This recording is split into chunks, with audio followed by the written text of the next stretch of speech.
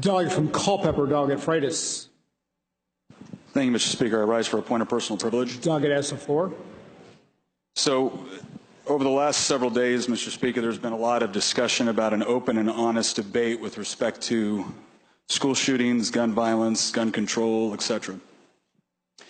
And an open and honest debate, as I understand it, is one that would rely on data, facts, evidence, analysis, reason, logic, etc., etc. And I'm certainly willing to have that debate. I think if we were going to look seriously at school shootings and gun control, we would analyze things like, why do all mass shootings seem to take place in gun-free zones? Wouldn't it be reasonable to test whether or not the efficacy of gun-free zones have actually achieved what their intended intent is? We'd start to look at most of these shooters come from broken homes. What sort of government policies have actually encouraged broken homes? You can look at left-leaning think tanks like the Brookings Institute that will actually say that some of it can be attributed to various cultural changes that happened in the 60s, to include the abortion industry. You can look at more conservative-leaning organizations that will say that the welfare state contributed significantly to dismantling the family as families became more and more dependent upon the government than they were mothers and fathers in the home raising children. We could look at various status with those areas within the United States and around the world that have strict gun control measures and what their crime rates look like, whether it's Chicago, New York City, Washington, D.C., and others that have incredibly strict gun laws, and yet for some reason it hasn't seemed to stop the gun violence in those particular areas. We can look at the analysis out of 538, which is considered more of a left-of-center data analysis think tank, where you have several analysts now confirm through the data that they were looking at, not just in the United States, but in Canada, Great Britain, and Australia, that they were shocked that the data did not support what they thought gun control measures would actually achieve. We can look at the number of cases within the United States where a gun has been used for self-defense. Estimates range everywhere from 100,000 uses to close to 1 million uses within the United States. Now, some organizations and some reporters only want to report on the ones where a gun was used and it actually resulted in the death or maiming of the perpetrator. But if you look at the ones where the gun was used and the mere presence of the firearm actually dissuaded a criminal from committing an act of violence, an act of rape, an act of murder, the number shoots up, it skyrockets. So when people on this side talk about the importance of the Second Amendment, please understand it's not just some base philosophical conviction that we all have. It is rooted in the idea that while we may be a post-Enlightenment society, the vast majority of horrible atrocities that we've seen have happened in those post-Enlightenment societies.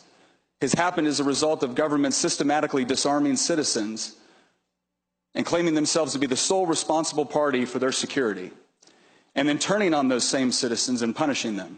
That's the most egregious cases. But in the individual cases of self-defense, that's why the people on this side of the aisle hold the Second Amendment in such high esteem, because we honestly believe that you have an inherent right to defend yourself. And your ability to defend yourself should not be excluded to your size. Firearms provide someone that is weaker and not as fast the ability to actually defend themselves from a stronger attacker. Some of the other things that we would look at, and some of the things I would hope we would have bipartisan support for, all of us agree that we need to make sure that our students are better protected when they go to schools. One of the things that we would look at is arming certain teachers. Not every teacher, but a teacher that is comfortable with it, is former law enforcement, is former military, that is now in the classroom. Delegate Plum said yesterday that that was ridiculous to consider. Why? Is it because the other side of this debate will only accept one quote-unquote solution to this problem, and that is tearing apart or gutting the Second Amendment? And I understand, we're going to mention just a couple of the bills that were done this year, right? Background checks, getting rid of bump stocks. If you're wondering the other reason why we can't have an honest debate over this one, is because, quite frankly, I don't think any of us on this side of the aisle believe you when you say that's all you want to do. It'll be bump stocks, it'll be background checks, then it'll be different kind of background checks that register the guns. Then after that, it'll be we need to ban assault weapons. What's an assault weapon? Something that looks scary. Then after that, it'll be semi-automatic rifles. After that, it'll be semi-automatic handguns. Then it'll be revolvers, shotguns.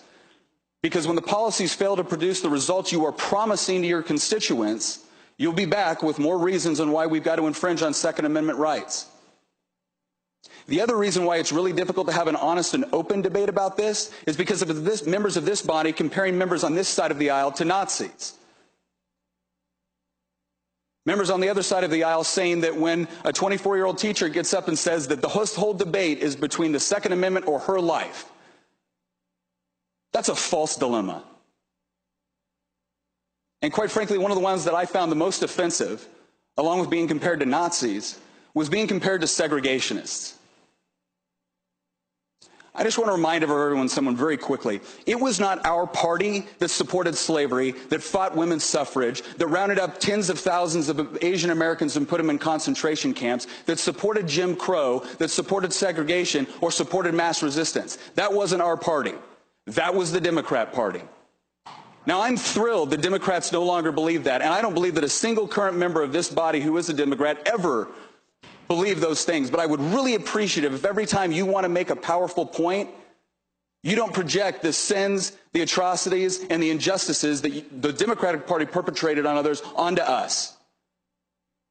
So if we want to have an open and honest debate, I am all for that. Let's do that. But it does start with a certain degree of mutual respect. It starts with a certain degree of not assuming that the only reason why we believe in the Second Amendment is because the NRA paid us off. Well, if that's the sort of logic you want to use, why don't you go take a look at how much money the NRA spends and how much money Planned Parenthood spends? Because when I get up here and I talk about abortion, I don't assume that you're all bought and paid for by Planned Parenthood. I don't assume you're horrible people because I disagree with you on a policy position. I assume you have deep convictions and that we can have an argument and a debate about it. But if you're not willing to reciprocate that level of respect, well, don't be surprised when it becomes more difficult to talk about these things. Because there is a lot that we can do, and there is a lot that we need to do to ensure the security of our children and our citizens. But yes, we are going to have a problem with so-called solutions which infringe on people's liberty under the promise the government will provide for their security. Because ultimately in this last school shooting, we had a perfect example of government being engaged over 30 times and still failing to provide security for those students. Thank you, Mr. Speaker.